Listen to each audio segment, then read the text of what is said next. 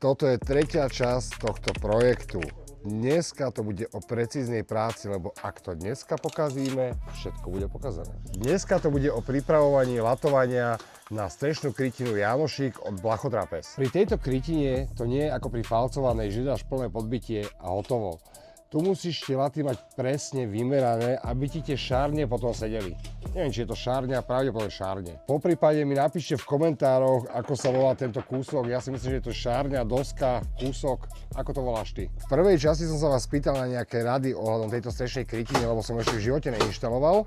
A pár som ich dostal. Hlavne ma zarazilo to, že ľudia mi rozprávali, ako to mám inštalovať. Samozrejme, ako profesionál som sa prv poradil aj s výrobcom, ako to inštalovať. Vy ste mi tam napísali, že to inštalujete od spodu hore. Výrobca hovorí od hora dole. Tak ako to je? A aký máš názor na to, že som zobral zákazku so strešnou krytinou, ktorú som ešte nerobil?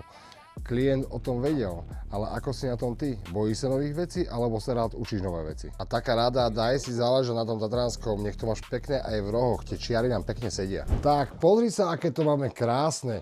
Keď chceš vidieť finálny výsledok, ako sme si poradili s tou strechou, nezabudni nasledovať.